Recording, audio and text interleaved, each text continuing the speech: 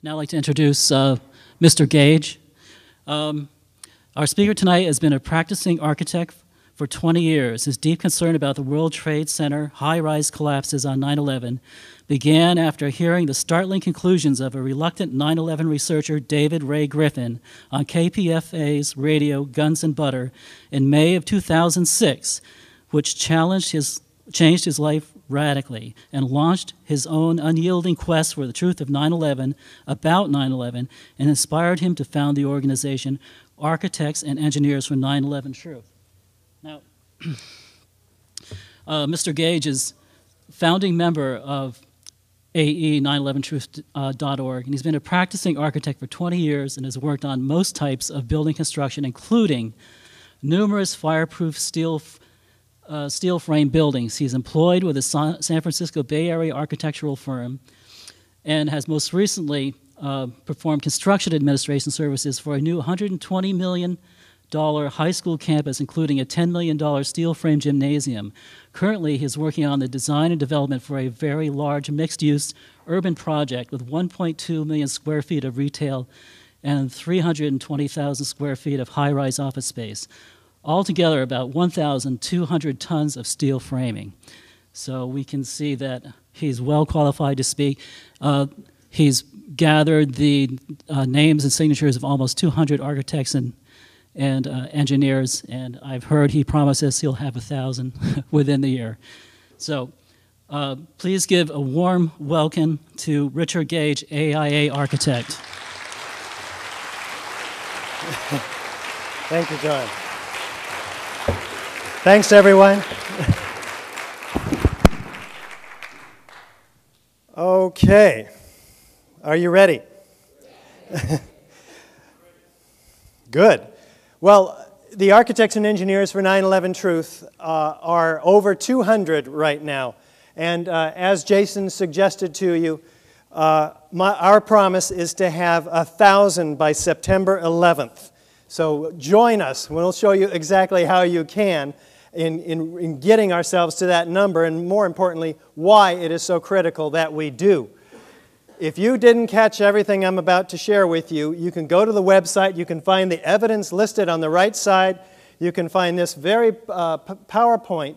You can step through the slides at your own pace and be able to read all the text. And you can look at the movie or online, the DVD, or you can even buy the DVD online. There's just a lot of information here that you want to make yourself privy to. So, why have over 200 now architects and engineers that I've shown this presentation to joined us in demanding a real investigation of these collapses on 9/11, and engineers as well? Let's take a close look. First, why does a Scripps Howard poll of 1,000 adults find that 36% of Americans consider it very likely or somewhat likely that the government officials either allowed the attacks to happen or carried them out themselves? A Washington Post reports that recent Scripps Howard Ohio University poll also shows 16% of Americans believe that the towers were brought down by controlled demolition. Let's take a show of hands just to see where we are today here. How many pretty much believe the official story that airplanes came into these towers and basically caused the fires that weakened the steel that brought the buildings down? 1, 2, 3, 4. Great, thank you. I'm going to ask you the same question again. How many aren't sure? You know, you're here to find out some more information. 1, 2, 3, 4, 5, 6, 7, 8, 9. Good. And I'll assume the rest of you have already seen my DVD. Let's find out why a 2007 Zogby poll reports that 51% of Americans want Congress to probe Bush and Cheney regarding these attacks. Why 110 senior military intelligence service, law enforcement, and government officials demanding a real investigation. 190 survivors and family members. 160 distinguished professors. 100 entertainment and media professionals, all endorsing a new probe. Well, the American people were subjected to repeated and shocking attacks which killed thousands of us on 9/11. This hasn't happened since Pearl Harbor, really. The 5 years since, so this put us into a state of shock. And in the 5 years since, we've kind of come out from underneath almost a hypnotic trance, even post-traumatic stress disorder in many of us. So also there's relatively new evidence that's come out in only the last couple of years that we're going to be taking a look at. It's time to take a look at this stuff. That's why we are doing it. But let's get on the same page first. And thanks to Sophia and 9/11 Mysteries, the incredible documentary that she put together, we have some clips that really kind of help us ease into this material and help it become more understandable. The flights, the impacts, and the resulting myth. September 11th, we learned that 4 passenger planes were hijacked and taken radically off course. Within an hour, 2 of the planes had flown into the enormous steel towers of the World Trade Center, Howard, we need some volume. and eventually toppling them.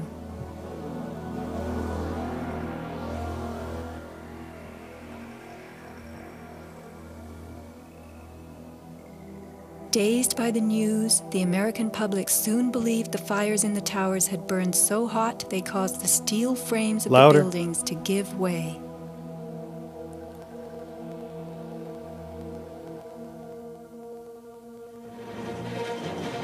Louder, Howard. A myth developed, fed by official sources through the media to a bewildered audience. So when it was attacked again, he immediately... Elements of the myth.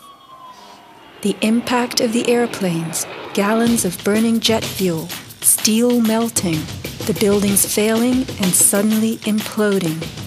In a mere 10 seconds, 110 stories hurtled earthward, pulverizing into dust. We ran to the building, it went into the... Right from the start, on the street itself, the official story was born. Come out of nowhere and just scream right into the side of the Twin Tower, exploding through the other side. And then I witnessed both towers collapse, one first and then the second, mostly due to structural failure because the fire was just too intense. Smart guy. The myth bled into the FEMA report and was echoed by the experts. It was the combination of the impact load doing great damage to the building, followed by the fire that caused collapse. Well, that's pretty much the official story. And let's take a look at it. Well, first, buildings are destroyed by a number of different forces, of course. But each of these have very different and identifiable characteristics. For instance, fires affect buildings very different than, say, controlled demolitions. Fires by their nature tend to creep from place to place as they run out of fuel and move to fresh new fuel sources, leaving the burned out area to cool. When collapses do occur, and as you'll see, they've never occurred in a steel frame high-rise building, but say in a wood building, they begin gradually, asymmetrically. They tend to fall over with large visible deformations that are slow. That's a typical characteristic of destruction by fire. We also have other types of destruction, such as earthquakes, where buildings tend to fall over. They don't pulverize into dust, for instance. They have a gradual asymmetrical collapse, sometimes more sudden. Explosions, on the other hand, are characteristic because they have evidence of sounds and sights of explosions, billowing enormous dust clouds, shooting streamers, geometry of fireworks sometimes. So this one in the lower right corner, for instance, looks very much like the Twin Towers, North Tower, but it is not. We will take a look at that very closely and compare and see if there's any similarities. But let's focus on controlled demolition first.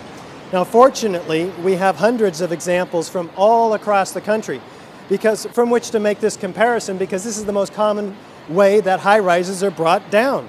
It's very efficient to demolish a building this way. This is what a high-rise looks like when it's being demolished with explosives. Controlled demolitions can be engineered in many different ways, of course. The idea is to remove a structure while avoiding damage to adjacent structures, and then to do so economically. Typically, a tall building is demolished by placing thousands of cutter charges throughout the building, adjacent to columns and beams, and then detonating them in a very precise order, starting with the interior structure and progressing outward, and then destroying the building from the ground up allows the weight of the building to be harnessed to do much of the destruction. The result is an implosion, producing a vertical, symmetrical collapse at virtually free fall speed into a consolidated rubble pile that is already broken up and ready for shipment. Now, this is a feat that only a handful of companies in the United States can accomplish, and fire has never accomplished. So let's take a look and see what the characteristic features are. We have direct evidence of explosives. In that, we have sounds produced by explosions and sights, that is, flashes. We have rapid onset of destruction at the base. We have dust clouds, which are thick, billowing, and enormous from all the pulverized concrete and smoke. We have evidence of cutter charges, chemical evidence. We have squibs, or explosive cutter charges, visible at the upper floors. Demolition waves removing the column supports, and which results in a total collapse of the steel skeleton, which is broken up and ready for shipment. This, of course, all creates a straight-down symmetrical collapse into its own footprint at virtually free fall speed. Again, there's no characteristics of destruction by fire in this set of evidence. Now, I would like to ask our helpers if we could remove the table, because I know about 30 of you cannot see what I just read. So let's do that really quick. If we could assemble a crew and just haul these tables off the side. Thanks, guys. We have government documentation, expert corroboration, foreknowledge of the collapse, and video documentation. These things are planned months in advance. It takes months to set up, to engineer, and to set up these charges. So there's no question that we know about it, and we'll see if any of these characteristic features appear in the case of Building 7. Now, how many of you have never heard of Building 7? Most Americans have not. This is a fairly well-educated crew. Building 7 was a 47-story skyscraper, not hit by an airplane on 9/11. It was a football field away from the Twin Towers, and it suffered a few small fires, which I'll show you. Now, easily it would have been the highest skyscraper in 33 of our states. It was only dwarfed, if you will, being adjacent to the World Trade Center towers. So here are the fires on the 7th and 12th floors, the 13th floor. Now, this building was pelted a little bit, as you can see, by the Twin Tower, North Tower, on 9/11 in the morning. And it sustained some fires, and you can see them here, curiously enough, on the opposite side of the North Tower. There's some smoke on the North Tower side, which I'll show you. Curiously enough, also, these two floors, the 12th and 13th, are the floors on which the Securities and Exchange Commission was operating, actively pursuing hundreds of cases against Wall Street companies like WorldCom and Enron, and they did lose thousands of files in this, which dramatically harmed their case. This is the other side, the North Tower side, and you can see there's a lot of smoke. Now, if this building was severely on fire on one side and had a few small fires on the other, what would you expect the building to do? I'm Building 7. I'm on fire on this side. If I break my leg, for instance, I'm going to fall over. Again, fire causes asymmetrical collapses. Do we have a straight-down symmetrical collapse with all the columns cut at once? This is your key. We're going to march through this evidence one by one and take a quick look and see what the evidence reveals us when we compare it to the characteristics of a classic controlled demolition in the case of Building 7. Now, this is Building 7, and we will see our first look, perhaps, of Building 7 narrated by Dan Rather. We'll need a lot of volume on this, Howard. What you're seeing are high shots. Now, here we're going to show you a videotape of the collapse itself. Howard. Now we go to videotape, the collapse of this building.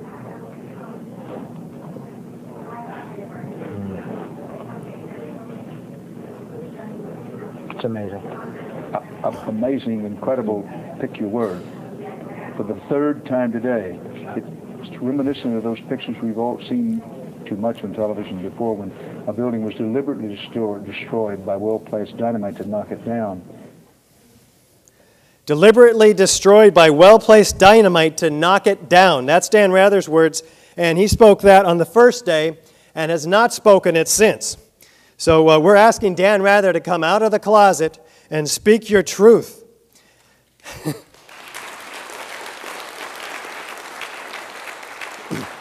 Let's take a look at the NBC footage. Maybe there's something that was fixed with the CBS footage. Nope, straight down, symmetrical, virtually free fall speed, as we'll see, into its own footprint. Hey, let's hear somebody else speak their truth.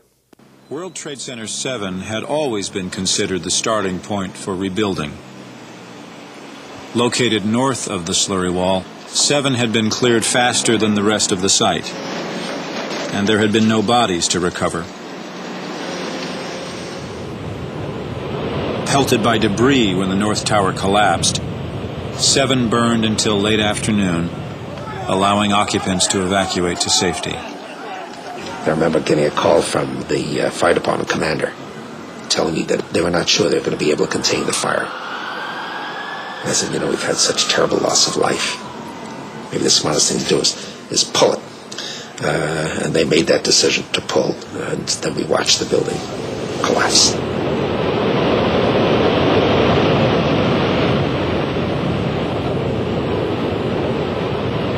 How many of you think Larry was talking about pulling the firemen out of the building? Any hands at all? Let's be fair to those. Any? I can't. One. Quasi. Okay. So we'll take a look and see how is it possible that how is it possible that you do pull a building? A standard demolition industry term, by the way, for bringing a building down by controlled demolition. Then here's how you pull the rug out. You have to take out the core columns, all of them exactly at the same time, and a fraction of a second, the perimeter columns, a tenth of a second later maybe, all at the same time. Is fire capable of doing this? Does anybody think fire is capable of doing this? And then, thank you, I appreciate that. Good. We're going to talk to you during the Q&A. I want questions from you. I really appreciate your honesty. And then a fraction of a second later, the second floor, then the third, all the way up the building. And that is how buildings are pulled. Now, this building was unusual. It was built over a Con Ed substation, electrical building, and so it had these huge trusses that spanned across the top of this station, and then they were supported by these mighty columns. Now, again, these columns, and I don't have the exact sizes, but I do need to get them. We're actually told by NIST and others of the officials' theory that this is how the whole building came down at once, because these columns were heated up. Well, again, this is all the more reason that this building would have fallen over, because if there was, say, a 1,800-degree fire, as NIST claimed in the case of the Twin Towers, could it have heated all of the columns supporting these trusses at once, such that within a tenth of a second, they could have all given up the ghost. One more view. Now, it's easy to blink and miss this, but I want you to take a look at the upper right-hand corner and let me know what you see. Anybody? Upper right-hand corner of this building? Oh, good. But you missed it. These are squibs. There's a series of 7 explosions here that are going off at the wrong time. They were not supposed to go off until they got to the bottom. This is not an exact science. In fact, there's as many failures, if you will, of controlled demolition because it is so difficult to accomplish. These things go off at the wrong time. I will show you those squibs once more. You see them? Okay, we're going to take a closer look at those in a minute, but first, do we have sounds and sights of explosions? Let's listen to this emergency worker on site. We were watching the building actually because it was on fire. The bottom floors of the building were on fire, and you know, we heard this sound that sounded like a clap of thunder. Turned around, we were shocked to see that the building was well, it looked like there was a shock wave ripping through the building, and the windows all busted out. And you know, it was horrifying. And then you know, about a second later, the bottom floor caves out. And the building followed after that, and we saw the building crash down all the way to the ground. We were watching the sound of a clap of thunder, and then the building. We were watching the building. Then the windows busted out. We were watching. That's going to be pretty critical. Again and again, with the Twin Towers, we'll hear about these explosions, and then the building comes down. Let's listen to Craig Bartner with the New York Police Department. And the whole time you're hearing thum, thum, thum, thum, thum. So I think I know an explosion when I hear it, you know. I was real close to Building 7 when it fell down. As he's talking, take a close look at the thick billowing clouds, pyroclastic clouds, pyro meaning heat, enfolding itself like cauliflower forms. It takes incredible heat to do this. You see it in volcanoes, other explosions, and it's racing down the street at 35 miles an hour. And running away from that sucked. That's one of the things that I live with all the time. And I don't know, but that didn't sound like just a building falling down to me while I was running away from it. There's a lot of eyewitness testimony down there hearing explosions. I didn't see any reason for that building to fall down the way it did. And a lot of guys should be saying the same thing. Was there a characteristic of destruction by fire? Well, these buildings are fireproof, 2 and 3 hours in the columns and the beams. And that fireproofing lasts for a couple of hours. It's designed to only last for a couple hours to get the people out. Why don't buildings fall down within a couple of... Why don't buildings fall down even after they burn much longer? Let's take a look. No building, a high-rise steel-frame skyscraper, has ever collapsed due to fire, even though we have all of these examples, 100 about. Here's Caracas, Venezuela, burned 17 hours over 26 floors. Didn't collapse. Los Angeles, First Interstate Bank, 62 stories, burned 3.5 hours over 5 floors. Philadelphia, 18 hours, this fire, over 8 floors. Did it collapse? No. New York burned for 6 hours. Why don't these buildings collapse? Because the properties of steel are extraordinary. It's a very dense material that wicks away the heat. You've all put a spoon over fire and felt that heat travel almost instantly through that spoon. At least I did this in the 6th grade. I don't know. They were trying to teach us something. Most of what you're going to learn here is 6th grade physics, in fact. It stayed with me. You'll see it. But so again, if fire was to bring down this building, we'd expect it to fall like other buildings that obeyed natural processes, a law of angular momentum, following a path of least resistance. Have you heard any of these terms? They all stick with me through through all of my education. In architecture, they don't teach us all that stuff. You got to remember it in grade school. Well, we had 4 different investigations. Let's take a look. The American Society of Civil Engineers, they called these volunteers. Well, these aren't your average PTA volunteers. These people had $10 million annual contracts with the Department of Defense for blast resistance studies and engineering. And those same people wound themselves through all of these different investigations. They were completely unbiased, if you will. And we then had FEMA with, in 2002 with a $600,000 effort. Compare that again to Monica Lewinsky's affair with Bill at $40 million.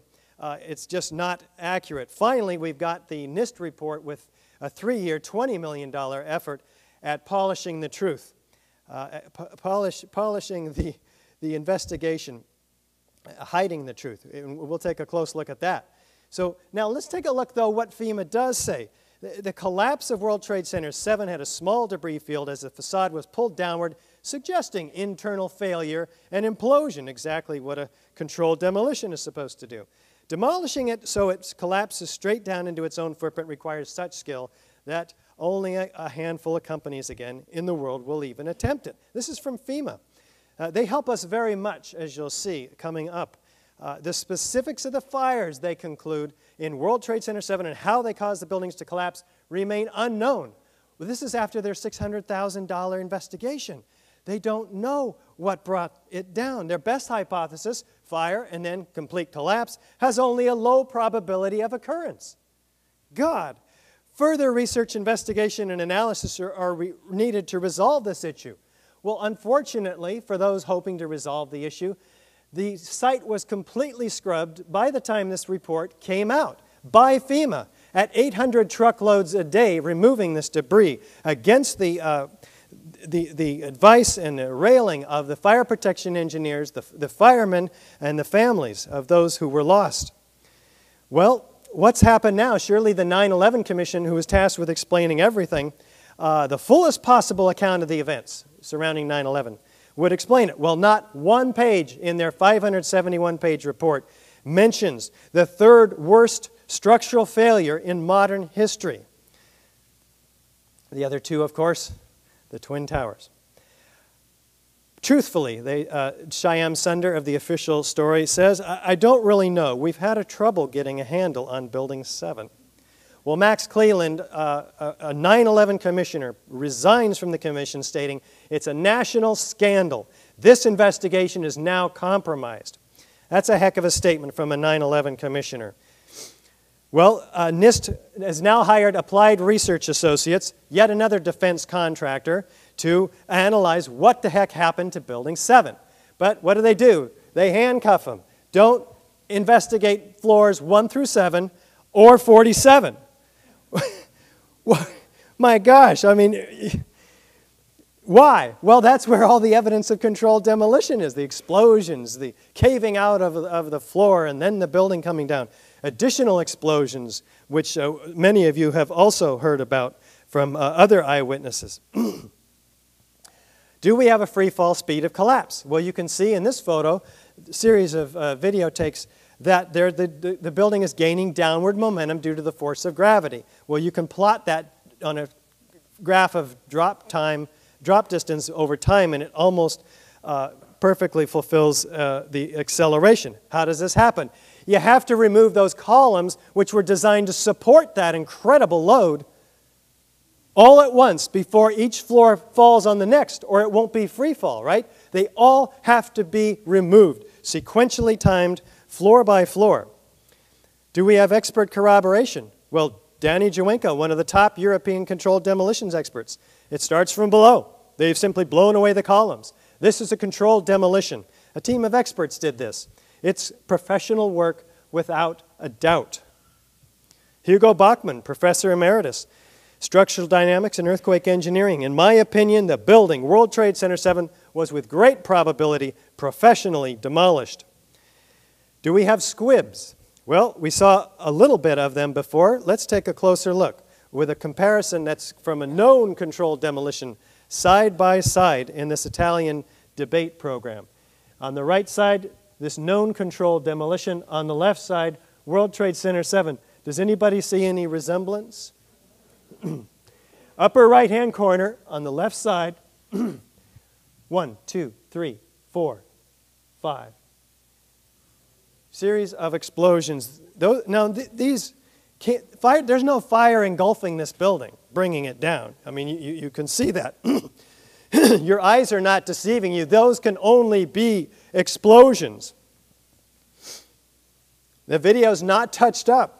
It's network TV. You can verify it. You can't say, I don't believe in controlled demolition. You just saw a series of explosions that you can't explain otherwise. And along with the 2 other dozen issues that I will be and have been giving you, you can't pretend that you didn't see this tonight. You have to deal with it. Why am I saying this? Because we might go home and say, yeah, I'm not a controlled demolitions expert, though. No, you're the judge, you're the jury. The expert witnesses are presenting their testimony. It's your responsibility to make a discerned judgment as a citizen of the United States. Now, what happens after you make that judgment? You'll come to the conclusion that this was a controlled demolition. Did Al-Qaeda have access to this building? No. We're going to find out why in a moment. The next question on your part has to be, what is the action that I'm going to be taking as a result of seeing this evidence? We're going to be looking at some options for you. Do we have foreknowledge? Well, Chief Nick Viscani says we're moving the command post over this way to, to somebody. That building is coming down. He knows the building's coming down. Wait a minute. Never before in history has a steel frame skyscraper come down due to fire. They run up buildings all the time. They stay in them until the fire comes out. In this building, they were pulled out about 11, 12 o'clock. And they watched it burn, the few fires that were burning, and they're asking themselves, why aren't we putting this fire out? I don't know. We have our orders. Here's Indira Singh. By noon or 1 o'clock, they told us we had to move from the triage site up to Pace University, a little further away, because Building 7 was going to come down or being brought down. Now we're talking about volition. There's an intention to bring it down. Is that what they said? Yeah, they used that word. We're going to have to bring it down. Well, let's listen to these mysterious construction workers and the police.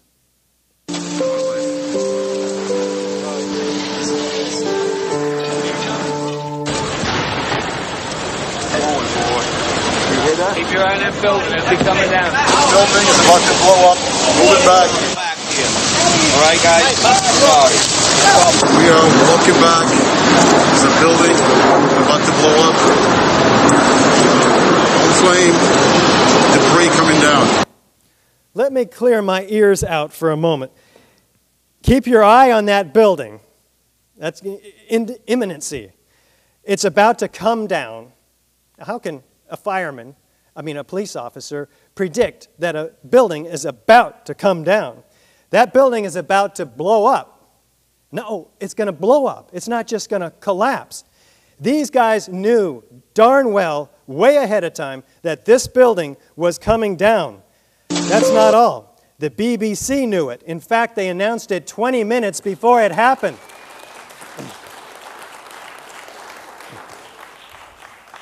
The 47-story Solomon Brothers building close to the World Trade Center has also collapsed. While she was saying that, she steps aside, and there's Building 7 standing in all its glory, ready to be blown to smithereens.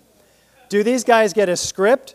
Well, they apologized, of course, saying the events of the day were very confusing. But does that make them psychic? I don't think so. I don't know. Somebody tell us if Jane Stanley still has her job. Who was in this building anyway? Well, the CIA's undercover, New York, not undercover anymore. The IRS, the Department of Defense, Giuliani's Office of Emergency Management. As we mentioned, Securities and Exchange Commission was the first thing to burn. Could Al-Qaeda have gotten access? Anybody think Al-Qaeda got in? No. So this creates some conclusions on our part. We have to go through a rational process. Who might have been responsible. Fortunately, I don't have to do that. I'm an architect. I get to stick with the evidence. But it's incumbent upon you as a citizen to answer that question and to do the research that's necessary on the internet. Now, I'll answer your questions after the end. Thank you. So, do we have direct evidence of explosives? Yes. We have sounds and sights produced by explosions, rapid onset of destruction at the base, dust clouds which are thick, billowing, and enormous, evidence of cutter charges, which I will be getting to really quickly. Squibs, which are explosive cutting charges visible at the upper floors, demolition waves removing that column support, as we saw and heard from the eyewitnesses. Total collapse where the steel skeleton is completely broken up and ready for shipment into a nice pile where the outer walls overlapped over the inside. A classic controlled demolition to avoid damage to the neighboring buildings, like the post office, which wasn't scathed whatsoever nearby. So there's no typical characteristics of destruction by fire. We have a straight down symmetrical collapse, therefore, into its own footprint at free fall speed. And we have government documentation, because FEMA's helped us out quite a bit there, expert corroboration, foreknowledge of the collapse, and plenty of video documentation. Now, no building exhibiting all the characteristics of a controlled demolition has ever not been a controlled demolition, okay? So we're not talking about something else. Now, as clear as the evidence is in Building 7 for controlled demolition, we've found in our research that it is even more apparent in the case of the World Trade Center Twin Towers. Well, let's take a look. We have, well, let's start with the architecture. This is an incredible building. However, Robert Stern, the famous architect, says that this is massive dumbness. Two big, tall rectangles, right? Not much creativity. Others call it a crowning achievement of the international style. I think that was Minoru Yamasaki himself. But as John Skilling, with Leslie Robertson's help, had some incredible structural engineering innovations, having earned awards from the American Society of Civil Engineers for their work here. It was quite a feat, as I'll show you. And it eclipsed the height of the Empire State Building when it was completed in '76. 1,368 feet tall. Now, what they were able to accomplish, and I'll show you how, is these large spans of open office space, 60 feet in this direction and 35 feet in this direction, which gave them flexibility for office planning. It hadn't been done, as you'll see, before. But right away, they had difficulty renting the space, undesirable office space with gun-slit windows and low ceilings. Not until it was financially subsidized by Governor Rockefeller in the 70s, with moving 20,000 of his employees into the building to save it financially, and in due process ruining the real estate market and the rest of the other side of New York in the process. But it also required $200 million in asbestos abatement, which the city was requiring. It had to be done. $80 million was required for rebuilding electrical, communications, and cooling system. And galvanic corrosion was a problem between the aluminum cladding and the structural elements that it was adhered to. So, and they were denied permits for controlled demolition on multiple occasions. And my link for that particular evidence or documentation it comes up bad, and I did this 8 months ago, so if any of you have information on that specific, I really need it. Thank you. So they had difficulty renting space, as I mentioned, and so what happens? 3 months prior and up to 6 weeks prior, depending on which records you look at, you have Larry Silverstein buying the entire complex. He already owned Building 7, but the rest of it for $3.2 billion. And again, it required, it required $5.6 billion to $15 billion to erect the scaffolding and do all of the work, basically strip the building down and rebuild it, except for the structure itself. And so why would he buy it for $3.2 million? I think he invested about $125 million is all of his own money, when he knew it took so much money to repair. Did he know in just 3 months that there would be a no-cost demolition forthcoming? Good question. The lease that he signed has an all-important escape clause, according to the British Financial Times. If the buildings are struck by an act of terrorism, the new owner's obligations under the lease are void. Now that is extremely unusual even for the World Trade Center, I'm told. He's not required to make any payments under the lease, and he's now collected $4.6 billion toward his $7 billion. You might feel sorry for the insurance companies.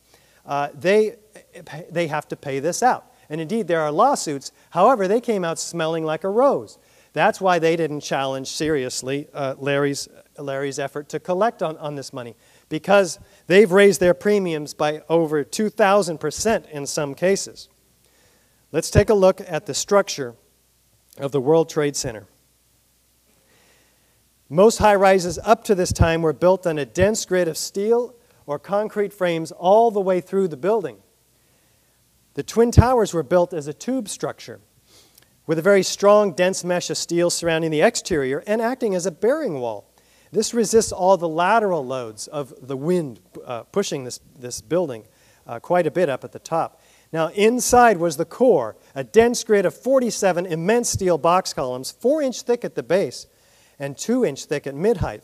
Prefabricated floor assemblies, which are 20-gauge steel decking, over 29-inch deep steel web joists, were topped with 4- and 5-inch reinforced concrete. All of this concrete, by the way, is not found at the bottom of the towers after the collapse. And we'll take a look. The trusses were welded and bolted to the beams at the core and the spandrel panels at the perimeter bearing wall. This is the perimeter bearing wall with the vertical. That's why they call it a bearing wall, because there's so many columns creating those gun-slit windows. Well, these trusses are the ones that are blamed, of course, because they're lightweight, and the fireproofing, we're told, was knocked off of them. And indeed, if an airplane hits a building, you're going to be knocking some fireproofing off. It sags, pulls in, according to NIST, the National Institute of Standards and Technology, pulls in the core, the perimeter columns, causing them to buckle. Now, that theory is called the column failure theory.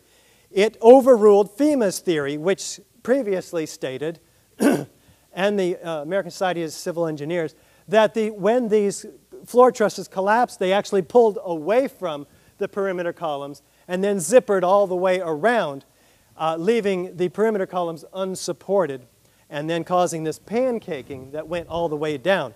Either way, we're talking about the same basic kind of structural failure initiated by different events. So we'll be taking a look. This is the core of the World Trade Center. This is a 100,000-ton heat sink. This is why buildings have never collapsed in a fire, even though after 2 or 3 hours the fireproofing is fried, because it wicks away the heat. As NIST claims, 1,800 degrees. More realistically, there's only evidence for about 400 or 500 degree fires, Fahrenheit. I mean, use Fahrenheit in my temperatures today. So we have this complete effort on the parts of these entities that I'm going to show you to deny that this core ever took place, that was even there. The 9/11 Commission calling it a hollow steel shaft, and I'll show you what NOVA does with it. But this is the core column at the base, 52 inches by 22 inches. Mid-height, or in between the corners, 36 inches by 16 inches. And it's just an amazing structure all the way up. You can see the floor panels here where the concrete decking hasn't been poured yet. So, tying the perimeter columns and the core columns together is this hat truss at the top. Basically like if you screw a top on a can, it kind of gives it more structural capability. It also supports the antenna in the North Tower. Let's take a look at what John Skilling's structural imperative was. John Skilling and Les Robertson were the structural engineers who designed the streamlined steel frames of the Twin Towers in the 1960s. Because a wayward Army bomber flew into the Empire State Building in 1945, the towers were built with skyscraper crashes in mind. The airplane we were envisioning was the largest airplane of its time, flying slowly and low, lost in the fog. We designed the buildings to take the impact of the Boeing 707 hitting the building at any location. In fact, John Skilling says that he designed it to take a hit from the 707 traveling 600 miles an hour, and that the biggest problem would be that the fuel would dump into the building, but the building structure would still be there. Now, that's important to remember, because others from the official story will tell you that he forgot about the fuel, or it was a slow-flying airplane. The kinetic energy of a 707 traveling 600 miles an hour is about equal to a 767 traveling 500 miles an hour, as it turns out. Now, either way, the building was hit, and it stood there just fine for 56 and 102 minutes, respectively. Folks from the official story say it did fine. It did what it's supposed to do. The hole created because the perimeter bearing wall, if you will, was a Varandale truss, it allowed the forces to arch around that hole. And it did just fine, what it was designed to do. Nobody argues that point. But then you get FEMA and NOVA, in this case, showing us how easy it is to imagine that this could be a pancake collapse. All you see is a series of pancakes without any support by the core. And you also see these trusses that are ready to just fall and sag. They don't show their cross-trussing at 6 foot 8 inches on center. They don't show the floor structure. That is to say, the composite metal decking and concrete floor, which keeps these from sagging as well. It's an effort at deception. This is another effort where the core columns are shown basically the same size as the perimeter columns, instead of, as in this more accurate plan, where they're shown to scale, and they're orthogonally aligned instead of this kind of haphazard placement of the columns. So this is just a part of the deception. Fortunately, somebody from the Silverstein-Weidlinger report leaked the North Tower's architectural drawings, and you can download them from our site, AE911truth.org, if you didn't pick that up. And you can see in the 66th floor, for instance, all of the perimeter columns, core columns in their orthogonal, which means aligned, right, relationship. And so here are those trusses in diagrammatic form. Here's where it all started to happen by this sag. Now, NIST hires Underwriter Laboratory to produce 4 tests with varying degrees of fireproofing, a mock-up of this assembly. And they test it, and they put 2,000 degrees of heat underneath it, Fahrenheit again, and twice the amount of known loading on top. And it didn't fail. It sags a couple, 3 inches, I think. It doesn't fail. I'll show you a photograph. What does NIST do with that test that they paid millions of dollars to figure out what's really going on? You know, a real experiment. The scientific method involves experiments. Those are the highest valued data that we have. What do they do with that data? They throw it out the window and they say, well, it sagged 42 inches. Now that's not just a lie. That's what do you call that, Dr. Jones? There's a name for it. It's not empirical. That's a nice way to say it. And so that's how they get their computer model to show that the perimeter columns are buckling. Well, even so, if it sagged 42 inches, there's no additional load pulling in that column. It's all whitewash, and I'll show you a lot more whitewash from that. Because they start with the conclusions, because, right, the buildings did come down. And they start with their method, right, which is the hypothesis that it was brought down by fire. Well, if you have your conclusion and you have your hypothesis, all you have to do is fill in the right data to get all that to work in your computer. And that's exactly what they did. But they had to hide everything inside that computer in order for us to not see it, because if we saw it, it would be completely revealed as to what they were really about. So this is an open, this is a public building, or was before Larry bought it. It's a public investigation, certainly, and there's no business of having all of this secrecy relative to this particular investigation. Let's take a look at the evidence for controlled demolition now in the Twin Towers, because it's harder for people to understand this, because controlled demolition generally start at the base, like we saw with Building 7.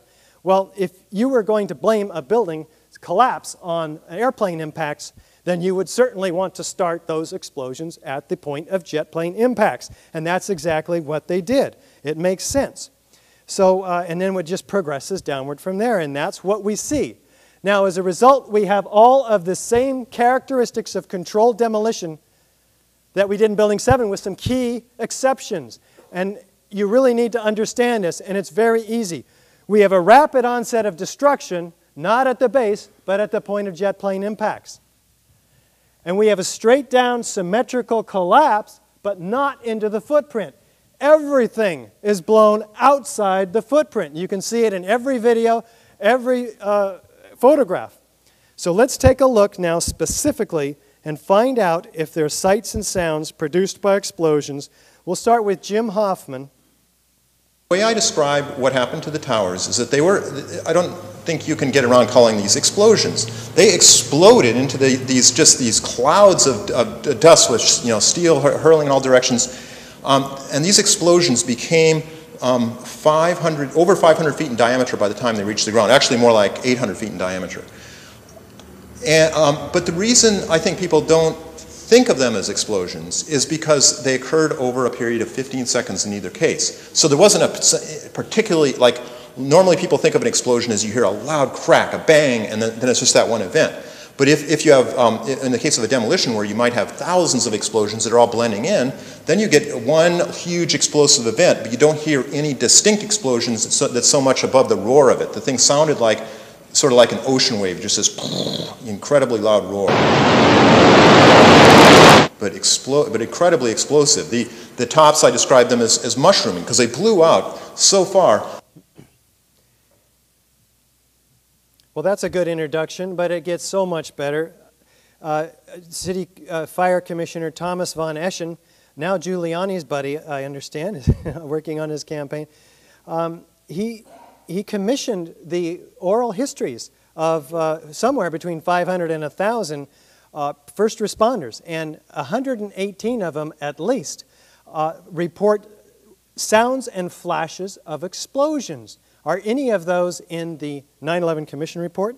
No. Why? Because the city hid this information, and not until the New York Times sued them over it to release it, and the New York State Court of Appeals reversed the decision and allowed us to have this information, do we have it. So let's find out why they were trying to hide it. I'll read all of them to you. No, I won't read all 118. We felt the ground shake. You could see the towers sway, and then it just came down. All of a sudden, the ground started shaking. Shook my bones. Shortly before the first tower came down, I remember feeling the ground shaking, heard a terrible noise, and then debris started flying everywhere. Get the order there. Terrible noise, and then debris flying. Number of brief light sources being emitted from inside the buildings between floors 10 and 15. 6 of these brief light sources accompanied by a crackling sound before the tower collapsed. I saw low-level flashes. Somewhere around the middle of the World Trade Center, there was this orange and red flash coming out. Well, you can see these flashes in this particular video quite well. They're little tiny pinpricks of white light. And then the subsequent collapse. We heard reports of secondary explosions after the... I'm sorry, that's the next video coming up. This is a series of other witnesses of The aircraft impacted. The entire building has just collapsed, as if a demolition team set off. When you see the old demolitions of these old buildings, it folded down on itself. Anybody who's ever watched a building being demolished on purpose knows that if you're going to do this, you have to get at the under infrastructure of a building and bring it down. Like, it sounded like gunfire, you know, bang, bang, bang, bang, bang, and then all of a sudden, 3 big explosions. At 10:30, I tried to leave the building, but as soon as I got outside, I heard a second explosion, and another rumble, and more smoke, and more dust. I ran inside the buildings, the chandelier shook, and again, black smoke filled the air. Within another 5 minutes, we were covered again with more silt and more dust. And then a fire marshal came in and said we had to leave because if there was a third explosion, this building might not last. There was a heavy-duty explosion. And there was secondary explosions and then the subsequent collapses. The full impact was seen in the moment in time. My colleague Stephen Evans, who was in the Trade Center and was interviewed just after the first explosion. There was another big explosion in the other tower. Flames coming out in this billowing grey smoke. People...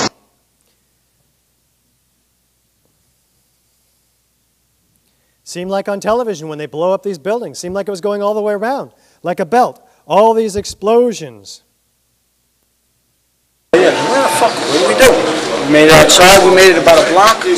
We made it at least 2 blocks, and we started running. Floor by floor, it started popping out. It was if they had detonated. Detonated. If they were planned to take down a building. Boom, boom, boom, boom, boom, boom, boom. All the way down. I was watching it and running. Just ran up West Street. And then you just sort of this cloud of shit chasing you down. Couldn't outrun it. West Street. I couldn't outrun it. So what'd you do? I jumped behind a battalion car. I hid under the car. I was just waiting to die. with each popping sound, initially an orange and then a red flash came out of the building. At first I thought, do you ever see those professional demolition where they set charges in floors and then you hear pop, pop, pop? That's exactly what I thought when I heard a friggin' noise, because I saw the building coming down. Building was blowing out on all four sides. You could actually hear the pops. You know, you heard the pops of the buildings. I thought the terrorists planted explosives somewhere in the building. That's how loud it was, a crackling explosive. Suddenly another loud boom, and that on the upper floors, and then there was a series of smaller explosions which appeared to go completely around the building at the upper floors, and another loud earth-shattering blast with a large fireball which blew out more debris. I saw low-level flashes. Saw a number of brief light sources being emitted from inside the floors between 10 and 15. A flash, flash, flash, and then it looked like the building came down. Here's where you can see those flashes. For this one, why don't we turn off the lights so that we can see them even better? Anybody? Turn off the lights? Minna? Yes, hi, Matt. Tell me what you saw. Well, on the corner of Duane and West Broadway, walking down towards the Twin Towers, and it just collapsed. It looked like it looked sort of like the building just demolished. Smoke, clouds, clouds of smoke everywhere. People running towards me. I was going towards the Twin Towers. People were going away from the towers. I saw a live picture of what seemed to be. Okay. Well, where do these flashes come from? What does all this noise mean? What these people saw? Let's take a look once again with this short clip from 9/11 Mysteries. Buildings as they fall into their footprint. The tremendous, billowing clouds of dust.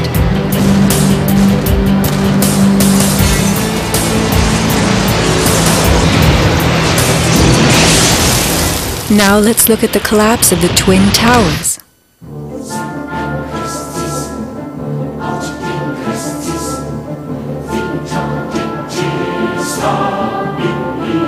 We are seeing explosions rather than implosions, a first in demolition history. A sequenced rumble becomes a roar as debris is thrown outward. The damage is not contained.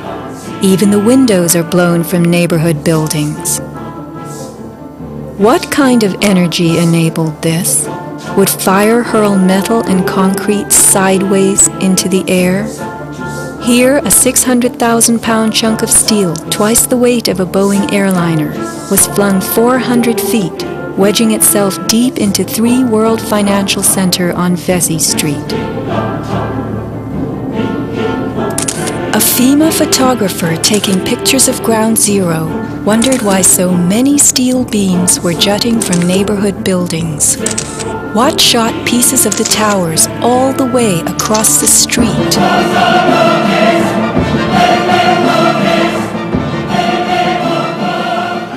In April 2006, New Yorkers were distressed to learn that bone fragments, human remains from 9/11, had been found on the roof of the nearby Deutsche Bank building. And how, in God's name, did those fragments get there? It surprised me that there was still bone fragments or human remains that had not been discovered. How is it possible that after 5 years they're finally looking on the rooftops of the Deutsche building? I mean, that's crazy. And bone fragments less than a centimeter long. How could they be so small? That's another one that you have to wrestle with. We can up the lighting now, thank you. Not that one. That one's okay. You have to wrestle with that, those bone fragments. If there was a gravitational collapse, as was told to us in a pancaking collapse, what would happen to the bodies inside that building? They would be contained within the collapse, all the way down to the ground. And we'll be looking what we see left on the ground in a moment. They wouldn't be blown across the street on top of the building, a half an inch long, 700 of them. Here we have the Twin Towers, North Tower blowing up. Is there any resemblance to a known explosion of another building with these upward shooting streamers, pulverized concrete, and this pyroclastic dust cloud, which we see with this incredible heat enfolding itself? Yeah, I think so. all columns, are they cut and exploded at once? But how does that happen? The words of a senior blaster. We blow the basement, all the columns in the basement. Then we crack it up at the top to get it started. We go every other floor, all the way down. Every explosive has a timer on it, that's why it's controlled. When the columns go, each floor goes down and impacts the one below and keeps going. Here's what demolition experts use in steel-framed buildings. The linear shaped chart